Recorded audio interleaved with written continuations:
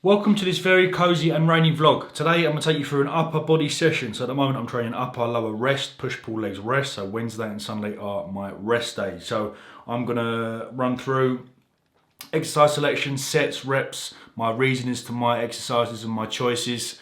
So those that are in the festive period at the moment, it's a fantastic opportunity to take on board this upper session.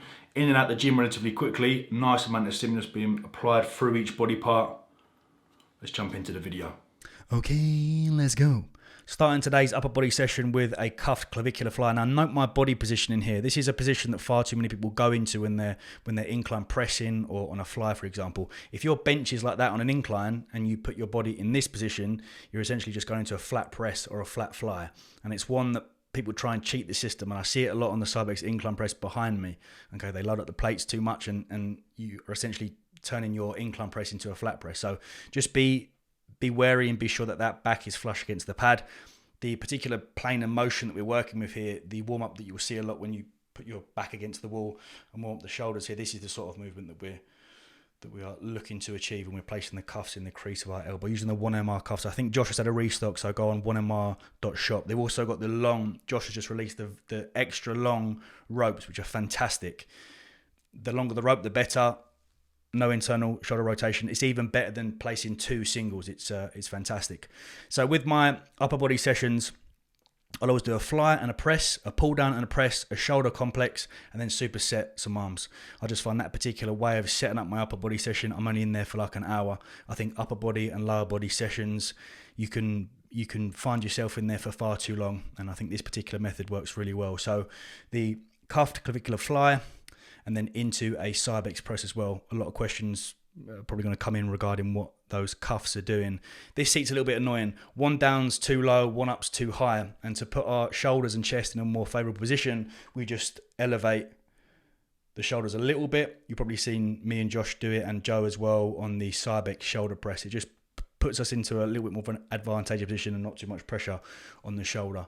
But a chest isn't an area that needs a huge amount of volume for me, so it's only 2 sets of cuff flies and 2 sets of pressing, and then we go on to back. So back, 3 sets of pull downs and 3 sets of rows. This particular back machine that we've got, the Nautilus lat pull down, is perfect. Everything from the ability to rotate the handles to the drop off to the kind of the stability you can create with the pad. Just be very wary when you are doing pull down work. Very similar to when I mentioned at the beginning of this video of too many people putting that incline into a flat. When you're doing your lat pull down, we don't want to be in a position when, as you're pulling down, you're leaning back. Because again, if we were to flip that like that and you'd assess the angle, you're essentially just doing a row. It's a lat pull down. So what you'll notice with a lot of my lat work is I will always reset, mind to muscle connection, and then pull down. So 3 sets of the lat pull downs and then into a row. I really like this setup. It's one that I connect really well with, almost kind of envisaging a pendulum row, but this has some drop off because it's at that particular angle as opposed to just dead straight. And then we go on to my shoulder complex. So this is one of Ryan Terry's shoulder complexes that I've just left in. I think is absolutely fantastic. It's 10 reps on like a Viking press or an OHP, 10 reps with the front raises and the slight incline, and then 10 reps on the side lateral raises with the dumbbells. It's fantastic.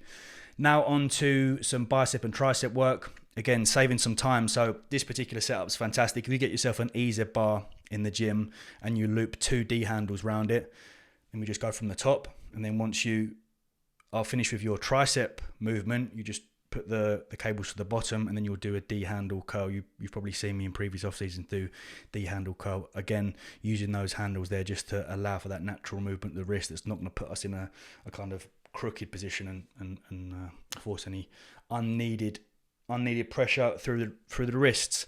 But in terms of sets at the moment for arms, as I mentioned in the previous video for all of my body parts, really, I'm going to put my training in an area whereby volume's going to go up. So I'm training around about 15 sets per body part at the moment, and I'm used to kind of 8 to 10. The only body part that I'm not putting a lot of volume through is my chest. It's an area that fatigues very quickly. It's an area that's relatively strong for mine. Even in previous gaining phase in off seasons with Cal, we never really pushed it too much, and that's just I suppose a genetically strong area for me, and we don't really need to push it too much. But Then we go on to this little kind of arm finisher. So what I do is I do some close grip bench press, and then I'll go into like it's a hammer curl, but it's a slight variation. As you know, I kind of like to elevate my shoulders a little bit and get the bicep even short. If you can do that, it's quite a hard movement to master. I'll link the video above where I went through my full arm workout, and this is when we was back working with Gigi, and I explain the particular reasoning and why I like to do this movement, or why I like to do this particular style of curl. I connect with it really well, but it's better to kind of break it down. If you were doing like a curl, you'd essentially go here, and then squeeze, and then after time you can put it into one. Just a nice way to kind of target or get those biceps a little bit shorter. And then I'll go on to a press up. I think what's really nice about my training at the moment is I'm doing exercises that I think that I haven't done before, but I think are just so like fucking effective. Press ups, weighted pull ups, dips, like the proper meat and potatoes. I think they're such fantastic workouts in the sense that they also heighten the effects of your other lifts as well. So I'm kind of pressing a lot, weighted pull ups, weighted dips, and so far so good. And then I just finished my workout with like a 10-minute run. The heart's a muscle as well, guys. Don't just associate cardio with cutting.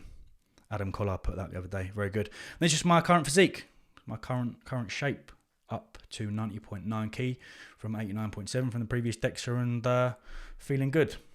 And here's a bit of Jean-Claude Van Damme. I'll see you tomorrow. Thank you so much for watching this video. Hope you're having a lovely Christmas. Thank you, good night. Much love.